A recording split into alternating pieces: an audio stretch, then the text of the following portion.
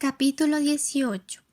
El gobierno, en celebración del aniversario de la independencia, daba uno de esos bailes suntuosos y concurridos que forman época en la vida de las bellas Josefinas. Hemos asistido a algunos bailes en Europa y Estados Unidos, tanto públicos como los del Hotel de Ville de París, como en casas de particulares opulentos, y en verdad que nuestras fiestas de esa clase no perderían mucho en la comparación. Un poco más grandes los salones y nada más. Como buen gusto, elegancia y lujo de las señoras, nada extrañaría al más encopetado parisiense. Pues bien, el baile de que ahora se trata ha puesto en movimiento a todas las modistas de San José y ha hecho vender al comercio más de 100,000 pesos en sederías, plumas, etc. Si veis a una linda muchacha atravesar las calles a la carrera, asegurad que va donde la modista a tallarse el traje de baile. Si no os contesta el saludo, perdonadla, porque le faltó 1 metro del género que compró, y por más que recorre las tiendas no encuentra cómo ajustar el corpiño. Delfina Rosales y Elena Escoto habían pasado por esas horcas caudinas de las costureras, solo que Elena, por economía, cosía ella misma su vestido y solo iba donde las de la profesión para que le cortaran su traje. Doña Inés, aunque no era aficionada a los bailes, sentía una fuerza desconocida que la empujaba a no faltar al del 15 de septiembre. Misterios del corazón. Lo cierto es que tenía el fiat de su dueño y señor, pero con una condición que se debatía largamente entre ambos esposos. Don Roque la llevaría al baile si prometía no bailar con Rakowski. Pero don Roque, le decía Inés, ¿cómo haré sin aparecer descortés y maleducada? En el caso de que ese señor me invite a bailar, usted le dirá que ya está citada con otro. Y si en realidad no lo estoy, él verá que me quedo sentada y conocerá la superchería. No, señora, se me ocurre un medio fácil para evitar esa dificultad y es el siguiente. Yo tengo íntima amistad con Julio Espinosa. Es casi un hermano y no tengo inconveniente en ponerlo al corriente del asunto. Ahora bien, suponga que se atreve el tal polaco a invitarla. Usted contesta que lo está ya. Y caso de que no sea cierto, dirá que va a bailar con Julio. Yo le aviso y él la sacará del apuro. No pudo menos doña Inés de sonreírse a pesar de su angelical carácter, y aunque el medio era de un candor sin igual, lo aceptó. La primera vez que don Roque se encontró con Espinosa, le comunicó su plan y le rogó que le hiciera ese gran servicio. Julio se le ofreció con tanta más facilidad cuanto que no pensaba bailar esa noche, si no era en el caso de que lo necesitara doña Inés. Andrés Cordón era muy apetecido por las buenas bailarinas porque era un maestro en el arte, al grado de que algunos observadores lo suponían discípulo legítimo de Terpsícore en su primera vida, por lo cual nació casi bailando y siguió lo mismo. Como aquí se acostumbra citar muchos días antes del baile, sobre todo para la primera pieza o paseo, Andrés había recorrido varias casas con programa en mano y lápiz en ristre, mas para la primera pieza no se cita la primera avenida, por una razón de gran peso, y es que la inauguración de un baile debe hacerse con la novia. Cuestión del estado de terribles consecuencias es la falta a esa costumbre. 100 lenguas a un tiempo se agitan sorprendidas cuando fulanita no baila la primera pieza con sutano, que es su cortejo, y de allí deducen que ha habido un casus belli o quizás un rompimiento definitivo. Así es que a Elena Escoto a nadie se le ocurrió invitarla para el paseo porque eso correspondía de hecho y de derecho a Roberto Delgado. Entonces recordó Andrés que Delfina Rosales no tenía cortejo conocido, aunque la rodeaba una nube de mariposas vergonzantes entre pollos, gallos y viejos solterones. Pero Delfina rehusó el honor que le brindaba Andrés, eso sí, dejándole la esperanza de obsequiarlo en el momento del paseo, si se determinaba a complacerlo. Lo que no quería era un compromiso anticipado. ¿Por qué ese capricho? Aunque Delfina se moleste porque la hemos adivinado, fuerza es decir el secreto móvil de la bella Patricia. ¿Quién sabe?, se decía ya en su interior Delfina. ¿Quién sabe si a Julio se le antoja invitarme para la primera?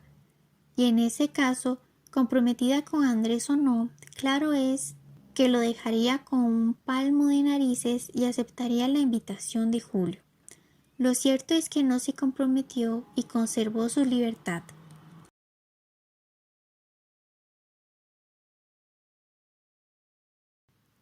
Capítulo 19. Desde la madrugada se despertaban los pacíficos vecinos de San José con el estampido del cañón que vomitaba truenos cada 5 minutos. En el elogio de la metrópoli costarriqueña no podemos menos de notar que el aniversario de la independencia es celebrado con la menor cantidad posible de festividades.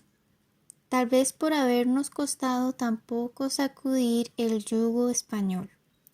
Lo cierto es que no pasamos de las albas de cañón y de vez en cuando de un baile, pero de lo que menos nos acordamos ese día es de nuestra pasada esclavitud, a pesar de que si algún pueblo de América ganó con la independencia, indudablemente fue Costa Rica, porque antes de gobernarnos nosotros mismos éramos excesivamente pobres, casi miserables y apenas paladeamos la autonomía.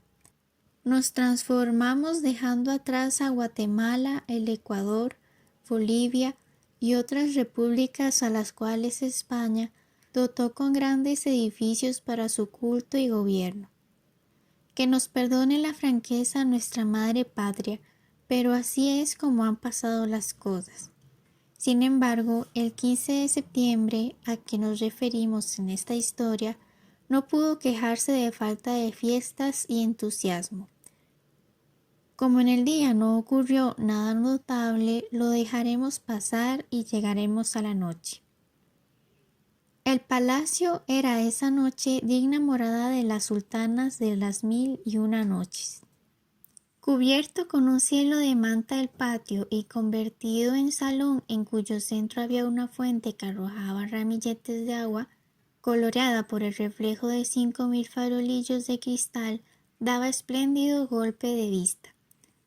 Los balcones cubiertos de flores y banderas servían de cuadro a centenares de lindas mironas y de antiguas jóvenes que disponían apenas de la mitad de una silleta. A las 9 entró el presidente con sus ministros y la orquesta ejecutó el himno nacional. En esta ocasión, como sucede siempre, se metieron de contrabando varios sujetos que no tenían invitación, pero sí fuertes tentaciones. No de bailar ni de oír la música, sino de cenar bien y llevarse en los bolsillos cuanto pudiera caberles en materia de pasteles, pavos asados, confites y cigarros habanos. La orquesta ejecuta la obertura de Seminaris de Rossini, y una nube de novios o cortejos se abalanza a las hileras de elegantísimas mujeres que adornan el salón. Ya Roberto Delgado, del brazo de Elena Escoto, se pasea, y ambos dejan la tierra y se elevan a las regiones que el amor colora con sus divinos destellos. Y aquellos dos seres, saturados de los dulces ensueños del primer amor, se olvidan del mundo y se pierden en desconocidas venturas que el encuentro de sus miradas produce en su corazón. Siguen Delfina y Andrés Cordón, que fue aceptado a última hora cuando ella vio pasar a Julio acompañado de doña Inés. Él triste, ella serena y con los ojos bajos. Observemos esta pareja que parece tan profundamente impresionada. El brazo de Inés temblaba y el de Julio respondía con estremecimientos repetidos. Al cabo de algunos minutos de silencio, Espinosa miró a Inés a tiempo que ella también silenciosa lo miraba. Sus ojos se encontraron con una expresión tal de ternura y de tristeza que a un mismo tiempo se humedecieron sus pupilas. Julio, con emoción indescriptible, exclamó: «¡Cuánto la amo!». Inés, con voz tan apagada que casi no se oía, le contestó: Dios dispone los acontecimientos según su voluntad. Es muy triste para mí no poderlo amar como quisiera. No es Dios quien tales leyes ha dado, son los hombres, la sociedad, los que con sus costumbres han hecho posible la separación de dos almas que se entienden. La naturaleza, o lo que es lo mismo el Creador, no se complacería en el tormento de los que se abandonan al más sublime de los sentimientos del corazón. La ley natural consiste en que la mujer sea del que ama y de quien es amado. Julio, hágame el favor de llevarme a mi silla, me siento desfallecer. Espinosa, asustado y temeroso de que no pudiera Inés llegar hasta su asiento, la colocó en un sofá y corrió a pedir un vaso de esencia a Elena Scott. Pronto volvió con el precioso confortante que Inés aspiró con delicia. Poco a poco volvieron los naturales matices a su rostro. En ese momento se acercó Rakowski, saludó cortésmente y le pidió una contradanza a Inés. Esta, según el convenio con don Roque, le manifestó que estaba comprometida la contradanza con Julio. Pero insistió Rakowski: «Me dará usted las primeras cuadrillas, también pertenecen a Espinosa», contestó Inés. «Entonces me reservará usted el primer vals». Imposible era rehusar tantas veces, pues hubiera sido ridículo, y fuera de todos los usos de que una señora casada hubiera comprometido 3 piezas con un joven soltero. Mas la idea del escándalo que don Roque haría cuando viera a su esposa bailando con el polaco alarmó a Inés al grado que determinó retirarse del baile. Iba a realizar su pensamiento cuando la orquesta comenzó a ejecutar un precioso vals de Walterfeld. La suerte estaba echada y así es que se levantó y tomó el brazo de Rakowski. Apenas habían dado algunas vueltas, don Roque, furioso, casi congestionado, se dirigió a Espinosa y le dijo que iba a arrebatar a Inés del brazo del polaco. Cualquiera que fueran las consecuencias de su acción, Julio se propuso disuadir a aquel energúmeno, mas nada consiguió, ni aun haciéndole ver que ese insulto le costaría la vida, pues Rakowski no era hombre que sufriera esas afrentas. ¿Cree usted de veras que ese animal de polaco me cita en duelo porque uso de mi derecho? Claro está, contestó Julio. En primer lugar, no tiene usted el derecho de ser malcriado, y aunque lo tuviera, no se escapa de una bala o del filo de su espada. La cólera de don Roque se enfrió considerablemente con la expectativa de un balazo o una herida mortal de sable o espadín. Viéndolo bien, replicó don Roque, el vals no se presta para diálogos amorosos por la agitación que produce, y al fin y al cabo quien me las pagará será Inés. Al escuchar semejante amenaza, Julio, retorciéndose el brazo con furor, le hizo ver la cobardía de su proceder, tanto más cuanto de que ella había hecho lo posible para evitar la compañía de Rakowski. Entonces le refirió lo que había pasado entre ellos, asegurándole que había accedido con disgusto y a su pesar a las incitaciones del polaco. «¿Y tú, por qué no bailaste el vals con mi mujer?» «Porque ya había ella dicho que me pertenecían las cuadrillas y contradanza. Poco hubiera importado que tú bailaras con ella, no digo 2, 4 y 5 veces seguidas. Lo que el público murmure por eso me es indiferente. Mientras que el tal Rakowski, ay amigo, a mí no me la pega mujer alguna. Yo sé lo que me sé y nunca me equivoco en mis sospechas». Estaba de Dios que Rakowski no tenía fortuna con don Roque, pues al pasar cerca de él y de Julio le dio un fuerte estrujón en el codo debido a la velocidad del vals. «Maldito macho que no ve lo que hace», exclamó indignado el marido de Inés. Dichosamente que a reglón seguido pasaba una pareja que hizo igual injuria a don Roque, pues este aturdido se colocaba siempre en la línea que llevaban los bailadores. En este estado las cosas de comedia y sainet, La situación fue trágica repentinamente, pues la cólera de don Roque, en un grado que ya no podía soportarla, le produjo un ataque de sangre, que 3 veces habíale puesto en peligro la vida. Cayó sobre unas sillas con la cara casi negra, arrojando una especie de espuma roja por la boca. Claro está que el vals se suspendió y ya no se trató más que de llevarse el enfermo a un cuarto del palacio, donde 2 médicos lo asistieron. Poco a poco mejoró, aunque no del todo, pero sí lo bastante para poder ser transportado en un carruaje a su casa. Al llegar a su cuarto, le repitió el ataque y el resto de la noche se pasó en vela en su casa, saliendo y entrando médicos. Delfina, Elena Escoto, Julio, Roberto y Rakowski acompañaban a la pobre Inés. Esto después que se desvistieron cambiándose el traje por el de uso diario. El diagnóstico de la ciencia era fatal. Inés quedaría viuda antes de 24 horas. En esos casos es cuando Andrés Cordón se transforma constituyéndose en sirviente activo e inteligente. La noche del 15 la pasó haciendo mandados, llevando las recetas a las boticas, buscando unos limones en solares solitarios, obligando al vendedor de hielo a levantarse y proveer a las 3 de la mañana. En una palabra, todas sus sandeces quedaban perdonadas y olvidadas con sus oportunos servicios.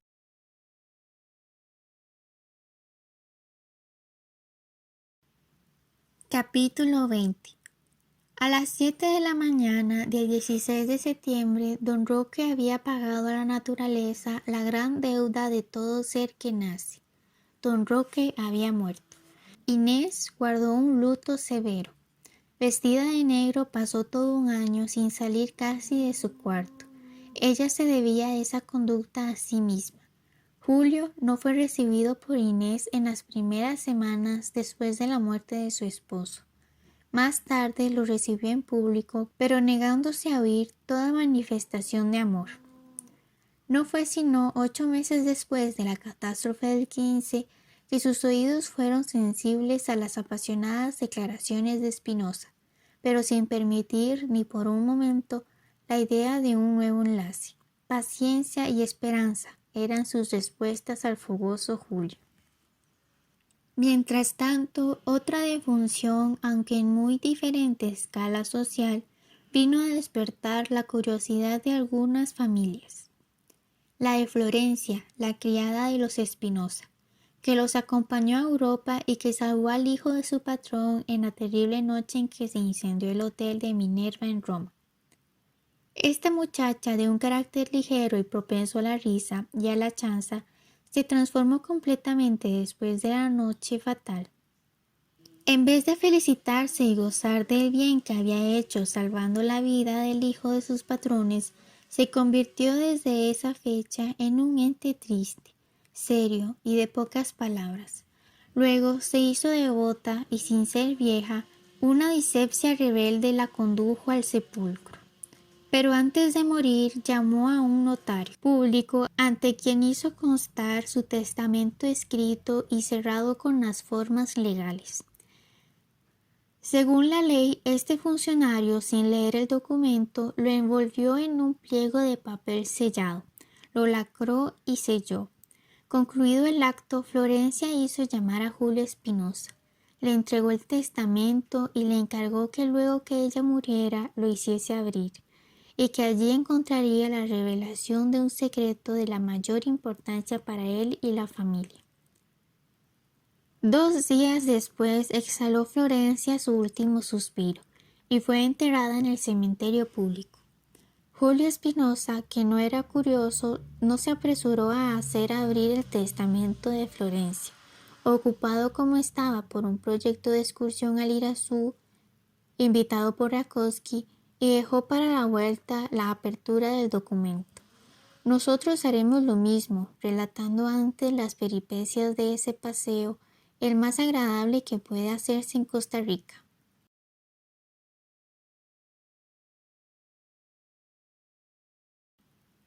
Capítulo 21. La fuerza del éter azul que forma nuestro techo celeste en el mes de enero sugirió a Rakowski la idea de ver una salida de sol en el Atlántico y una puesta del grande astro en el Pacífico. 30 tarjetas de invitación dirigió entre otras a Julio Espinosa, don Julio Rosales y Delfina su hija, don Juan Escoto y su familia, Roberto Delgado y doña Inés de Álvarez. Desde un mes antes se preparaba la tienda de campaña que debía albergar a los 40 o 50 convidados en la cúspide o parte más elevada de la montaña que forma el círculo que rodea el volcán. Numerosos obreros, bajo la dirección de un alemán semi-ingeniero, se ocuparon en la construcción del albergue que contenía un dormitorio doble, un comedor, una cocina en su horno y chimenea para calentar la habitación. Más de 20 cajas de comestibles se condujeron con mulas a la helada orilla del cráter. Toda clase de vinos y licores, alimentos, conservas en latas, 4 grandes lámparas de petróleo y montones de frazadas, blanquicinas, sábanas, almohadas y colchones de plumas. Un sexteto bien elegido debía ejecutar alegres y melodiosas sinfonías durante el paseo que debía durar cosa de 5 días. Un cocinero italiano y un repostero francés se instalaron con anticipación en la morada de los invitados. Un tren expreso contratado por Rakowski llevó a los invitados a Cartago, en donde los esperaban toda especie de monturas, caballos de suave paso, potros de elegante trote, mulas, yeguas y 2 asnos para las más tímidas y delicadas damas. A las 8 de la mañana se reunieron en la estación los excursionistas. Almorzaron en Cartago en el Hotel Aguilar y empezaron a las 12 del día la ascensión del volcán, evitando pasar la noche en el trayecto donde no había comodidades. A las 5:30 de la tarde abordaron el campamento preparado. Las más cansadas se recogieron inmediatamente que llegaron. Algunas señoras y casi todos los varones se dedicaron a comer y beber viejos vinos y pescados recientemente atrapados de agua dulce. Y después del café al pus que lo confirma y derrama la alegría y el buen humor.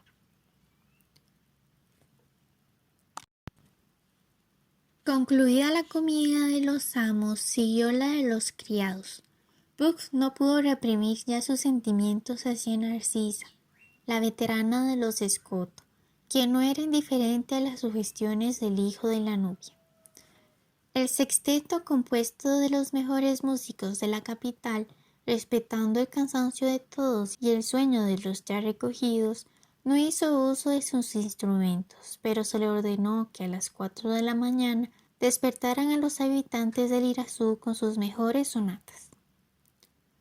La noche parecía un claro crepúsculo. Narcisa y Puck se quedaron conversando. «Yo nací», le decía Puck, «en las riberas del Nilo Blanco, más allá de las cataratas, y pasé mi juventud en Khartum. Así es que soy abisinio puro y leal súbdito de Menelik. Era mayor de edad y aún no había oído el nombre de este país. El conocimiento con mi patrón fue novelesco y efecto de una peligrosa aventura que casi cuesta la vida al señor Rakowski. Trabajaba como obrero en una quinta de un rico agricultor y los días feriados los empleaba en cazar en una inmensa pradera que frecuentan los venados, los tigres y las panteras, pero más que todo las grandes bandadas de lobos. Una tarde me llamó la atención un grupo de estas últimas voraces fieras que aullaban, saltaban y se batían alrededor de un objeto, que al principio no pude distinguir, pero al acercarme comprendí que se trataba de un hombre que luchaba con los lobos. Se le veía medio cuerpo fuera del suelo y a un lado su caballo, que también rodeado por los lobos, expiraba hecho pedazos. Mi carabina era una magnífica Winchester que contenía 10 y 8 cartuchos. Envalentonado con mi terrible artillería, me acerqué haciendo fuego y matando 2 y hasta 3 animales con cada tiro. Solo quedaban ilesos los lobos que no quise matar por temor de herir al caballero que rodeaba. Los demás estaban o en fuga precipitada o muertos. Cuando el atacado señor se vio ante solo 2 enemigos, saltó del hueco en el que estaba y con su puñal acabó con las últimas 2 fieras. Luego supe que cazando el señor Rakowski, viajero turista de los miles que suben el Nilo todos los años, había sido sorprendido por una bandada de más de 20 lobos. Como él conocía las costumbres de esos animales y solo tenía un fusil Lafauche, ensayó primero escapar a la carrera de su caballo, así corriendo y tirando de vez en cuando a los que más de cerca tenía. Esperaba llegar a la aldea donde ocupaba el cuarto de un hotel, mas repentinamente se embrocó el caballo en un hueco que ocultaban las altas hierbas y él cayó en el fondo del pozo. En un momento fueron caballero y montura, rodeados por los lobos. Rakowski mataba, hería, espantaba, pero ya las fuerzas comenzaban a faltarle por la mucha sangre que perdía por las heridas recibidas. Ya puedes figurarte cuán oportuna fue mi ayuda. El señor Rakowski quiso hacerme un gran regalo de dinero, en recompensa de mis servicios, mas yo rehusé sus ofertas y le manifesté que mi mejor recompensa sería que me admitiera como criado suyo y me llevara a viajar con él. Así lo hizo y desde entonces lo sigo y sirvo con placer. Si no te hubiera conocido, Narcisa, habría seguido a mi querido patrón hasta el fin de mi existencia, pero desde que te conocí encontré una fuerza superior a la de mi patrón y eres tú, Narcisa, la más virtuosa, la más leal y fiel servidora de la desgracia. Al concluir Puck con su historia, Narcisa le dijo: yo soy una pobre aldeana de Atillo, hija de lavandera y nieta de aplanchadora. Si te basta mi aprecio y estimación sin acompañamiento de amor, aquí me tienes. Mas si tú pretendes ser amado, no quiero engañarte, no te amo, solo estimo y aprecio. Cuando los 2 sirvientes se retiraron a sus camas, el Himeneo enlazaba con sus promesas a los 2 fieles criados. A las 4:30 de la madrugada, el sexteto preludiaba alegres sinfonías. Los huéspedes de Rakowski se despertaron y se vistieron para contemplar la salida del sol en las lejanas playas del Atlántico. Un buen atizado fuego en el centro de la tienda calentaba a los friolentos habitantes de las cimas. Se sirvió el café y todos salieron a contemplar el nacimiento del día. Los que han presenciado ese grandioso y bello espectáculo no necesitan de que lo pintemos, y para los que no lo han visto, inútil sería su descripción, porque tales manifestaciones de la naturaleza escapan a mi mal cortada pluma. Todos los excursionistas extáticos contemplaban el nacimiento del nuevo día. Andrés Cordón era el único que no se ocupaba del sol porque su corbata no se prestaba a la formación del nudo o lazo de última moda. Así es que lo hacía y deshacía ante un pequeño espejo. Cuando concluyó de arreglarse, había concluido la lenta y majestuosa aparición del sol. Rakowski, dando el brazo a Delfina, Espinosa, doña Inés y Elena Escoto Delgado, se desbandaron, bajando unos los primeros callejones del cráter del volcán y siguiendo otros la parte más alta. Solo el cónsul inglés, que era uno de los invitados, y el cónsul general de Chile, que llegó en esa madrugada, recorrían con sus binóculos de largo alcance las localidades que rodean al volcán. Para el público josefino, el próximo enlace de Julio Espinosa con la interesante vida de Don Roque era un hecho. Se decía igual cosa de Roberto y Elena Escoto. Hablando del matrimonio y del amor y de la amistad, se paseaban Delfina y Rakowski. «Solo faltamos nosotros», exclamó este, en tono de chanza, «pues todo convida al Himeneo. Hasta Puck, mi sirviente, se casará con Narcisa, según me lo ha dicho esta madrugada». «Pues, para que no faltemos», contestó Delfina en el mismo tono ligero y acompañado de una sonrisa, que ya era más bien risa. Señalemos una misma hora y un mismo día para que esas 4 parejas se pongan en gracia de Dios. Delfina, agregó el polaco con gran seriedad, usted no tiene hermanos, pues el único fue víctima de la catástrofe del Hotel Minerva en Roma. Efectivamente, soy hija única por desgracia, pues nada me sería más grato que tener un hermano que me quisiera con el desinteresado y santo amor que solo es posible entre varón y mujer cuando ambos han sido el objeto de las caricias de una madre común. Se me dirá que también es santo y puro el cariño del padre por la hija y el del hijo por la madre. Pero en ese amor no hay completa igualdad. El respeto y la gratitud al progenitor y el deber de protección al descendiente hacen que esas afecciones sean complejas, mientras que en la amistad fraternal todo está nivelado. Se quiere al hermano porque se le quiere. Aunque no soy del todo de su modo de pensar, añadió Rakowski, sí creo que el cariño fraternal es el más democrático de los amores humanos. Ahora bien, señorita Piccolina, estoy en el caso de hacer un milagro, pero quiero ser pagado lujosamente de mi omnipotencia usada en provecho suyo. ¿Qué me daría usted, Piccolina, si yo le diera un hermano de padre y madre? Un hermano simpático, inteligente, buen mozo, de grande y bello corazón y de finísima educación. Delfina, riéndose, le contestó que no pondría límites a su gratitud y por consiguiente que pidiera todo lo que humanamente estuviera en su poder y ella lo concedería. Aceptada la proposición, en cambio de un hermano de carne y hueso vivo y efectivo, pido la mano de Piccolina. De modo que formemos un cuarteto de matrimonios el día que fijaremos. Juro por mi honor que no me chanceo ni me burlo de usted, Piccolina, que lo que le ofrezco lo tendrá usted dentro de una semana. Jure usted a su vez que será pronto Madama Rakowski. Delfina, en tono cómico, levantó el brazo y dijo sonriendo: Juro.